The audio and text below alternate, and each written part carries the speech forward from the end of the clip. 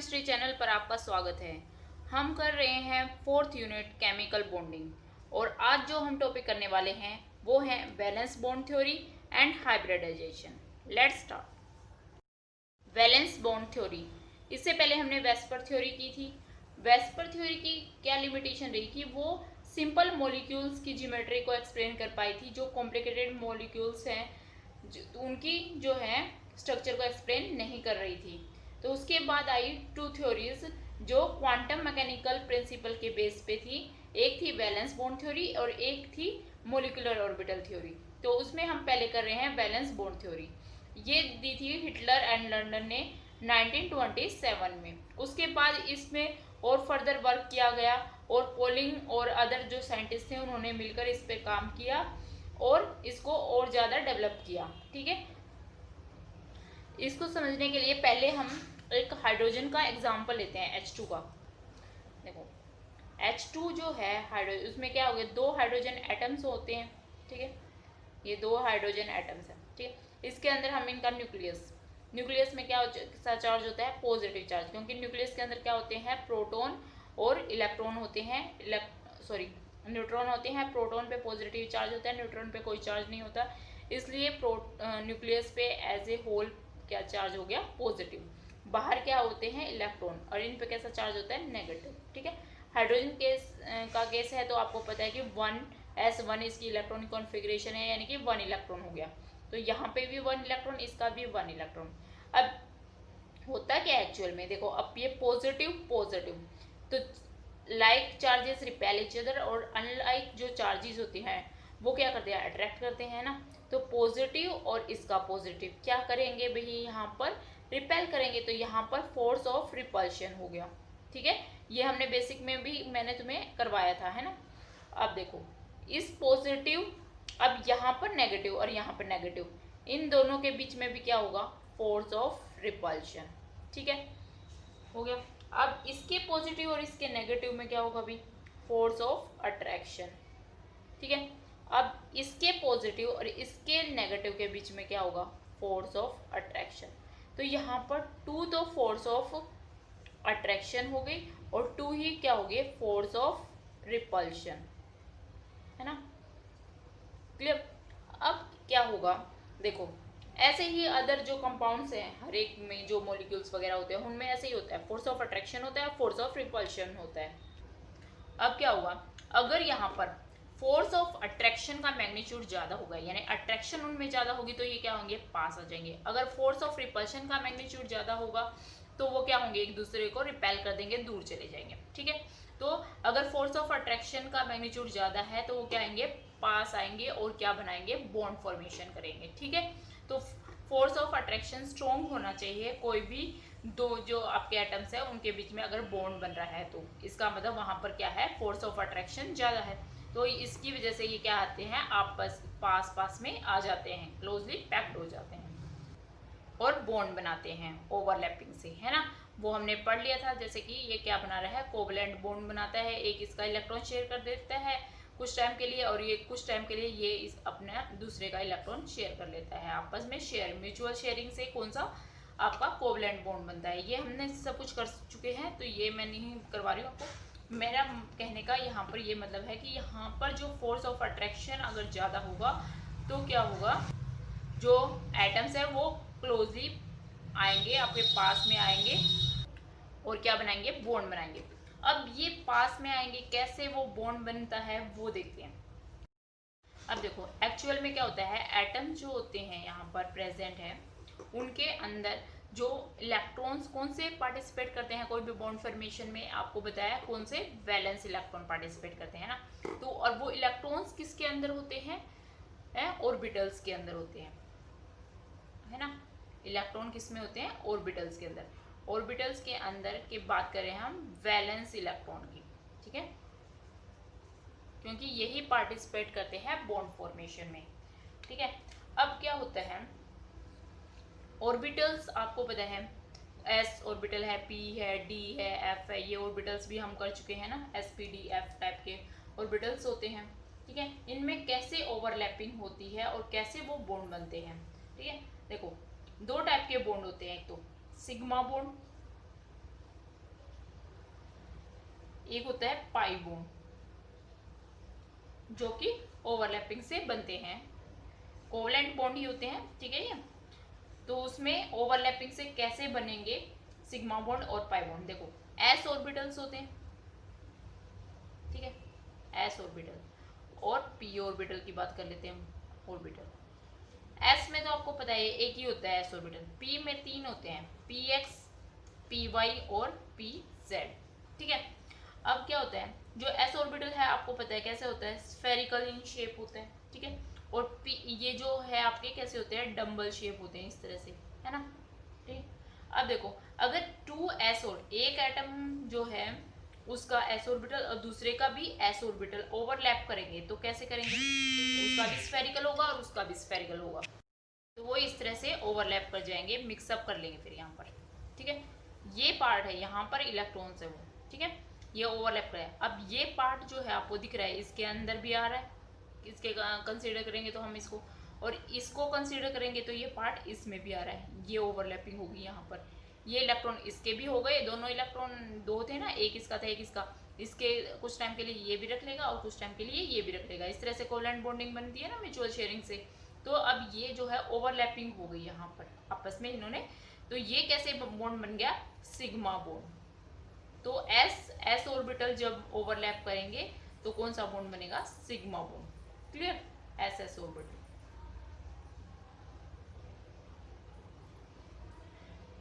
Clear. अब देखो एक एस ऑर्बिटल और पी का पी जेड वाला ऑर्बिटल, पी जेड ऑर्बिटल जो है वो इसकी एक्सिस के अराउंड होता है इस तरह से, ये पी जेड हो गया। अब आप सोचोगे मैंने इधर ऐसे बना दिया, ये तो हम पी एक्स बनाते हैं, वो किसी भी डायरेक्शन में बना सकते हो आप, पी एक्स इस तरह भी बना सकते हैं, हम ऐसे भी बना सकते हैं, बस हमने वो में क्या करनी है, दिखाना पड़ेगा भी ये हमारी एक्स डायरेक्शन है, तो वो किसी में भी हो सकता है। यहाँ पर ये जरूरी थोड़ी इसी डायरेक्शन में है, लेकिन जो नॉर्मली है वो हम यही एक्स ये ले लेते हैं और यहाँ पर वाई ले लेते हैं बीच वाली, और यहाँ पर ये जेड एक्सिस ले लेते हैं, ठीक है। तो अभी मैं ये बताऊंगी पी जेड में, तो ऐसे दिखाने के बजाय मैं ऐसे दिखा रही हूँ आपको, ठीक है। तो ये पी जेड ऑर्बिटल होता है वो, और एस ऑर्बिटल आपस में जब ओवरलैप करते हैं तो यहाँ पर ये भी क्या बनता है, कि सिग्मा बॉन्ड बनता है, ठीक है। तो एस एस ऑर्बिटल और एक एस का और दूसरा पी जेड वाला, पी का जेड वाला, वो ओवरलैप करते हैं तो कौन सा बॉन्ड बन रहा है, सिग्मा बॉन्ड, ठीक है। इनमें क्या होता है, स्पेशल क्या है सिग्मा बॉन्ड के अंदर, इनमें जो ओवरलैपिंग होती है वो अलोंग द इंटरन्यूक्लियर एक्सिस होती है, ये न्यूक्लियर हो गया और ये इंटरन्यूक्लियर एक्सिस होगी, इसमें से पास करते हुए, तो अलोंग द इंटरन्यूक्लियर एक्सिस अगर ओवरलैपिंग होती है, ओवरलैपिंग, तो वो कौन सा बॉन्ड बनाती है, sigma bond, clear, along the internuclear axis, इस तरह से यहाँ पर भी इस तरह से बन रहा है, तो ये सिग्मा बॉन्ड बन रहे हैं। अब देखो जो पी एक्स और पी वाई है, पी एक्स जब ओवरलैप करते हैं तो बनाते हैं पाई बॉन्ड, सेकेंड टाइप हो गया इसका pi bond, sigma bond second pi bond, कैसे बनता है। अब पी एक्स और पी एक्स मैं इस डायरेक्शन में ऐसे ही बना रही हूँ, ठीक है, ये एक्स डायरेक्शन ले लिया मैंने, ये भी पी एक्स हो गया और ये भी पी एक्स, ठीक है। अब ये कैसे ओवरलैप करेंगे, ये इस तरह से, क्योंकि इलेक्ट्रॉन इनके अंदर है ना यहाँ पर इसमें, तो इस तरह ये साइड वाइज ओवरलैप करते हैं, ये लोब आपस में मिल जाएंगे, ये आपस में मिल जाएंगे, जैसे ही पास आएंगे ना, तो इस तरह से ये ओवरलैप करेंगे, क्लियर। तो ये ओवरलैपिंग होगी यहाँ पर, तो ये होगी side wise overlapping, side wise overlapping, ठीक है। साइड वाइज ओवरलैपिंग से कौन सा बॉन्ड बनता है, पाई बॉन्ड। तो पी एक्स जब ओवरलैप करते हैं और पी वाई इस डायरेक्शन में ऐसे दिखा देते हैं, ठीक है। तो ये ऐसे दोनों ये हैं, तो इस तरह से ये ओवरलैप कर जाएंगे,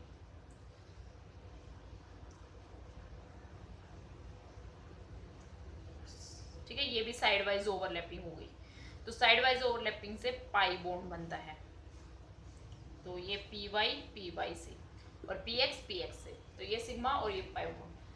तो जो इंटरन्यूक्लियर एक्सिस के अराउंड जो अगर ओवरलैपिंग होगी, इस तरह से ओवरलैपिंग होगी ना इंटरन्यूक्लियर एक्सिस के, तो ये जो बॉन्ड होंगे वो क्या होते हैं, स्ट्रॉन्ग बॉन्ड होते हैं। और ये तो होती है साइड वाइज, साइड में से ऐसे आके ओवरलैप कर रहे हैं, ठीक है। ये इंट्रैक्शन जो होती है वीक इंट्रैक्शन होती है, इसलिए सिग्मा बॉन्ड जो है वो स्ट्रॉन्गर होते हैं, bond stronger than pi bond से। क्लियर। इसी में कॉन्सेप्ट आता है हाइब्रिडाइजेशन का। क्या होती है हाइब्रिडाइजेशन? देखो एक्चुअल में जो आपने अभी हमने देखा, ओवरलैपिंग किसकी हो रही है, ऑर्बिटल्स की हो रही है ना। ऑर्बिटल्स क्या करते हैं, ओवरलैप, किसके लिए, बॉन्ड फॉर्मेशन के लिए, फॉर बॉन्ड फॉर्मेशन, ठीक है। अब कौन से ऑर्बिटल्स ओवरलैप करेंगे, वो ऑर्बिटल्स ओवरलैप करेंगे जिनकी नियरली इक्वल एनर्जी हो या सेम एनर्जी हो, नियरली इक्वल एनर्जी और सिमिलर एनर्जी कह दो, ऑर्बिटल्स। यानी कि अगर मान लो फर्स्ट एस है 1s, तो इसका 2s के साथ या 2p के साथ ऐसे ओवरलैप हो सकता है आसपास का, 2s का 2p के साथ या 3s के साथ, मतलब ज़्यादा आपका ज़्यादा दूर नहीं जा सकते। यानी कि 2s का अगर आप ओवरलैप करना चाहो मान लो 4s के साथ, तो ओवरलैपिंग नहीं होगी, इनमें एनर्जी का डिफरेंस काफ़ी हो गया, ठीक है। तो आसपास के ही ऑर्बिटल्स क्या कर सकते हैं, ओवरलैप कर सकते हैं। क्लियर। तो जब ये आपस में ऑर्बिटल्स जो है ओवरलैप करते हैं तो वहां पर बॉन्ड फॉर्मेशन होती है। तो उसमें क्या होता है, जो ऑर्बिटल्स है वो एज इट इज नहीं रहते, ठीक है, वो मिक्स हो जाते हैं, मिक्स होकर एक नए टाइप के ऑर्बिटल्स बनाते हैं जिनको कहते हैं हाइब्रिड ऑर्बिटल्स। हाइब्रिड का मतलब क्या होता है, मिक्स हो जाना, है ना, हाइब्रिड ऑर्बिटल बनाएंगे। क्लियर। अब ये जो ऑर्बिटल्स होते हैं, अभी तक ये जो हमने ऑर्बिटल्स की बात की वो सिमिलर इन एनर्जी यानी नियरली इक्वल, कुछ आसपास की एनर्जी के ऑर्बिटल से जो ओवरलैप कर रहे थे, ठीक है। अब यहाँ पर जो ये हाइब्रिड ऑर्बिटल बना है उसके अंदर क्या होता है, जो ऑर्बिटल नए बनकर आएंगे वो क्या होंगे, सेम एनर्जी के होंगे, all of same energy, all orbitals. कौन से, जो हाइब्रिड ऑर्बिटल होंगे, सम सेम एनर्जी होगी और सेम ही क्या होगी उनकी shape, similar in shape and same in energy. Clear. तो इस फिनोमिना को क्या बोलते हैं, हाइब्रिडाइजेशन। हाँ, तो क्या हो गया हाइब्रिडाइजेशन, इंटरमिक्सिंग ऑफ ऑर्बिटल्स। कौन से orbitals, of nearly equal energy और similar energy orbitals to form new types of orbitals called hybrid orbital having same energy and shape. This phenomena is called hybridization. Clear हो गया। यहाँ से कौन से orbital mix होंगे आपस में, नियरली इक्वल एनर्जी है वो ऑर्बिटल्स क्या करेंगे, आपस में मिक्स हो जाएंगे, और ठीक है क्या हो जाएंगे, मिक्स हो जाएंगे। मिक्स होकर क्या बनाएंगे, नए टाइप के ऑर्बिटल्स बनाएंगे जिनको हाइब्रिड ऑर्बिटल बोलते हैं, जिनकी एनर्जी क्या होगी, सेम एनर्जी होगी और सेम ही शेप होगी। इस फिनोमिना को बोलते हैं हाइब्रिडाइजेशन।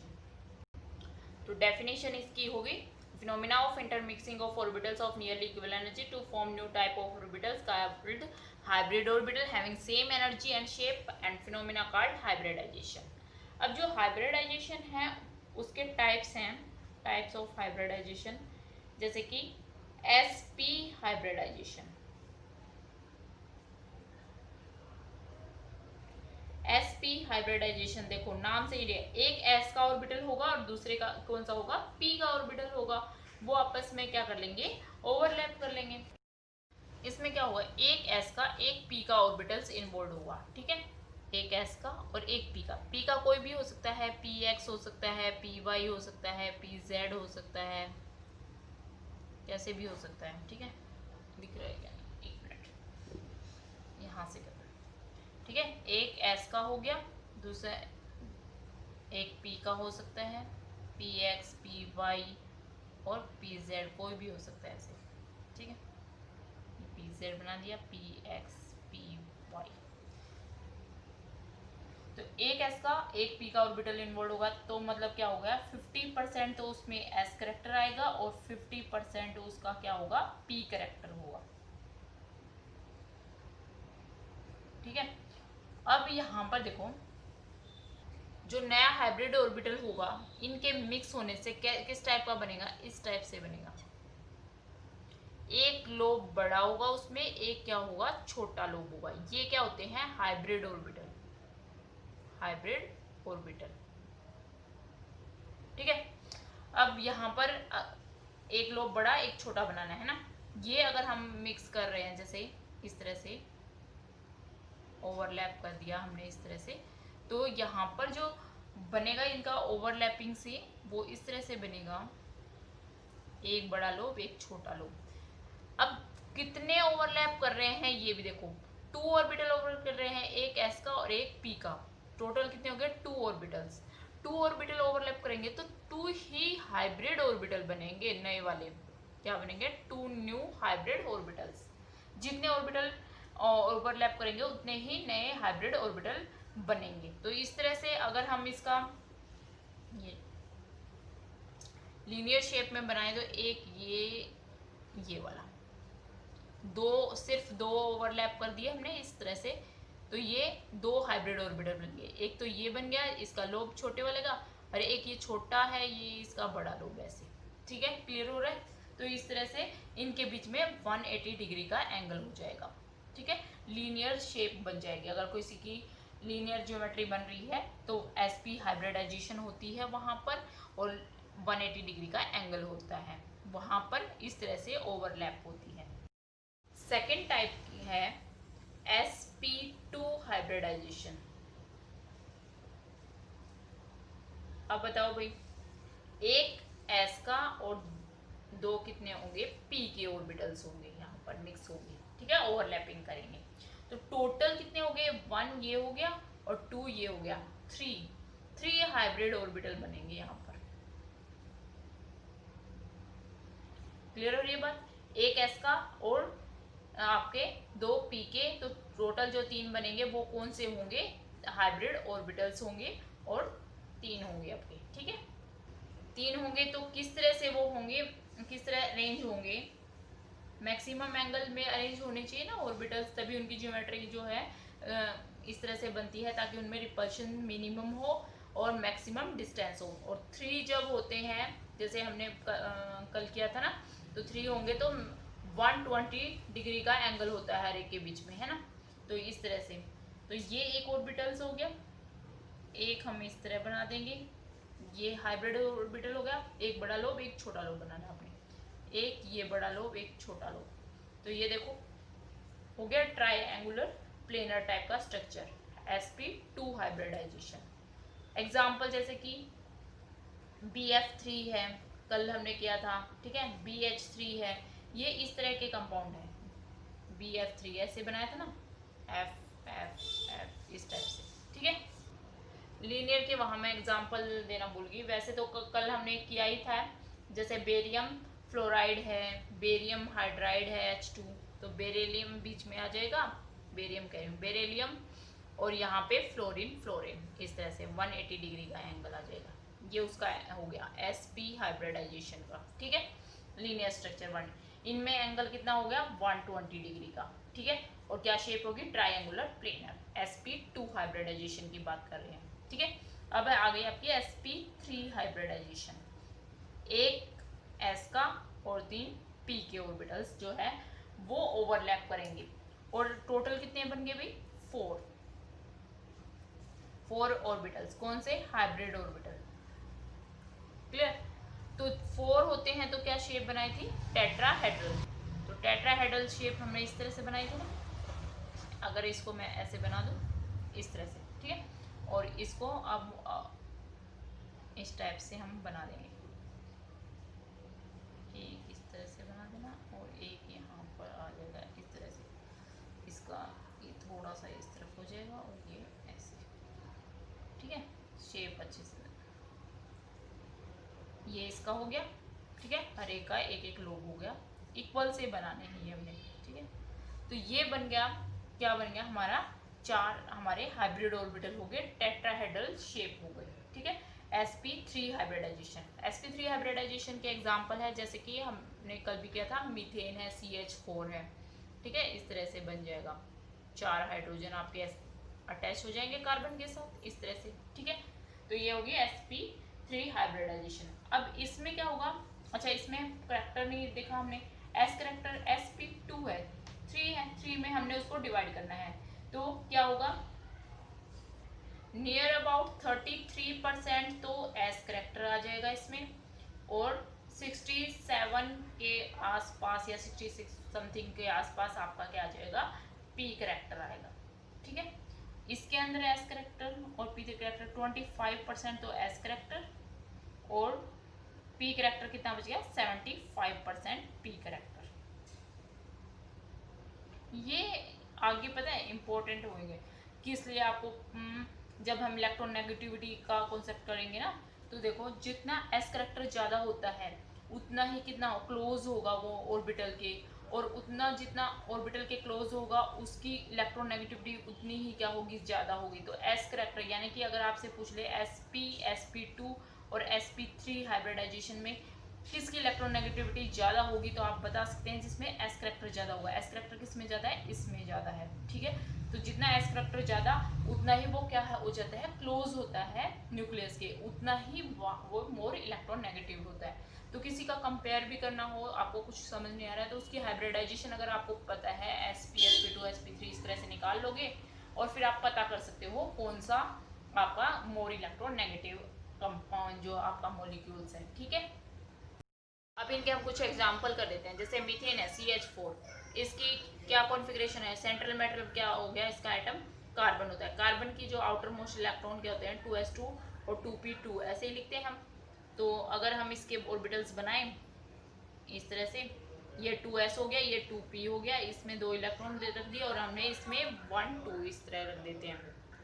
अब एक्चुअल में क्या होता है कि इनकी एनर्जी आसपास ही होती है, और कार्बन इतना सफिशिएंट होती है इनकी ग्राउंड एनर्जी, ग्राउंड जो रूम टेम्परेचर होता है ना उस पर इतनी सफिशिएंट एनर्जी होती है कि ये इलेक्ट्रॉन एक्साइट होकर इसमें चला जाता है। ठीक है, तो इक्वली डिस्ट्रीब्यूशन हो जाता है, कोई आपस में लड़ेगा नहीं, सबके पास बराबर हो जाते हैं। तो ग्राउंड स्टेट में एक्चुअल में कार्बन में इस तरह से इलेक्ट्रॉन डिस्ट्रीब्यूट होते हैं। क्लियर, लिखते तो हम ऐसे ही हैं, लेकिन ये इसको दे देता है जब ये कोई कंपाउंड वगैरह या कोई मॉलिक्यूल जब बनाने आएगा ना, तो ये ऐसे अपना डिस्ट्रीब्यूट कर लेता है। ठीक है, अब ये हो गए हर एक के पास एक है। अब हाइड्रोजन है, हाइड्रोजन की कॉन्फ़िगरेशन है 1s1, हर एक के पास 1 इलेक्ट्रॉन है, तो 1 इलेक्ट्रॉन हाइड्रोजन का इसके साथ ओवरलैप कर लेगा, 1 यहाँ पर, 1 यहाँ पर और 1 यहाँ पर। ठीक है, तो यहाँ पर जो है हाइब्रिडाइजेशन क्या हो जाएगी, एक एस का और पी के कितने इन्वॉल्व हो जाएंगे, 3, तो sp3 हाइब्रिडाइजेशन बोलेंगे हम इसको, क्या बोलेंगे, sp3 हाइब्रिडाइजेशन। क्योंकि ओवरलैपिंग में क्या होगा, देखो कार्बन के जो है कौन से एक s और p ऑर्बिटल्स ये आपस में मिलकर क्या बना लेंगे, 4 हाइब्रिड ऑर्बिटल बना लेंगे इस तरह से, ये वाले। ठीक है, इस तरह से टेट्राहेड्रल ये बन गया, ये बन गया। ठीक है, और एक हमारा ये बन गया, बन गया ये चारों। ठीक है, अब हाइड्रोजन क्या होता है, 1s1 स्फेरिकल होता है, ये इसके साथ ओवरलैप कर लिया, एक इसके साथ ओवरलैप कर लिया, इसके साथ ओवर, और इस तरह से ये आपस में इस तरह से ओवरलैप करके बॉन्ड बना लेते हैं। ओवरलैप म्यूचुअल शेयरिंग कर लेना, सिग्मा बॉन्ड बना दिया इस तरह से। ये तो हो गए हाइब्रिड ऑर्बिटल, किसने किसके, एक कार्बन का 2s1 और 3 जो आपके क्या है p वाले हैं, आपस में हो कितने बन गए, 1 और 3 4 हो गए ना, 4 हाइब्रिड ऑर्बिटल बना दिए। और वो किस तरह से अरेंज हो गए, इस तरह से आपके, क्योंकि ये 4 हाइड्रोजन के साथ बना रहा है तो मैक्सिमम डिस्टेंस जो है इनमें होना चाहिए, और शेप कैसी बन जाती है, टेट्राहेड्रल। ठीक है, हमने ये टेबल में कर लिया था कि 4 अगर आपके बॉन्डिंग होंगे तो टेट्राहेड्रल होगी। तो इस तरह से ये फिर हाइड्रोजन के ऑर्बिटल्स जो हैं ओवरलैप कर जाते हैं। तो ये है CH4 का मीथेन का स्ट्रक्चर। ठीक है, हाइब्रिडाइजेशन हमने निकाली, ऐसे निकाल लिया, फिर उसके बाद एक हाइड्रोजन के पास एक इलेक्ट्रॉन है, इसके पास एक ये हो गया, ये दोनों आपस में एक एक इलेक्ट्रॉन करके एक कार्बन का है एक हाइड्रोजन का, आपस में क्या बना लेंगे, बॉन्ड बना लेंगे, है ना भाई। तो इस तरह से हर एक अपने आपस में बॉन्ड बना लेगा। हाइब्रिडाइजेशन कैसे निकालेंगे, कैसे पता चलेगा कि कितने ऑर्बिटल है, कितने एस के हैं कितने पी के हैं, वो लिखते जाएंगे। पी के 3 है और एक एस का है, तो sp3 हाइब्रिडाइजेशन हो गया। ठीक है, धीरे धीरे जितने एग्जाम्पल करोगे ना आपको पूरा क्लियर होता जाएगा हाइब्रिडाइजेशन का। बहुत बड़ा कॉन्सेप्ट है वैसे, लेकिन एक बार समझ आ गया ना तो आपको किसी भी जो है मॉलिक्यूल्स की, कंपाउंड की, आपको आराम से उसकी जियोमेट्री निकाल सकते हैं, शेप निकाल सकते हैं। ठीक है, उसकी प्रॉपर्टीज को आपको पता चल जाएंगी शेप वगैरह से। ठीक है, इसके बाद आप इथेन का कर लेंगे C2H6 का, और आप C2H4 इथाइलिन जो है उसका करेंगे हम। इनमें पाई बॉन्ड भी फॉर्मेशन होती है। एक मिनट यहाँ दिख रहे हैं, C2H6 इथेन, और ये हो गया आपका इथाइलिन। ठीक है, ये हम है ना कल कर लेंगे, नहीं तो बहुत ज़्यादा बड़ा हो जाएगा और आप कंफ्यूज हैं। और इसके बाद आगे की हाइब्रिडाइजेशन किस तरह से है और किस कंपाउंड के हम किस तरीके से निकाल सकते हैं, शॉर्टकट में कैसे निकाल सकते हैं फॉर्मूले से, वो सब हम क्या करेंगे, कल कर लेंगे कंटिन्यू। ठीक है, तो आज के लिए बस इतना ही। इसी तरह आप पढ़ते रहें और मुस्कुराते रहें। जय हिंद।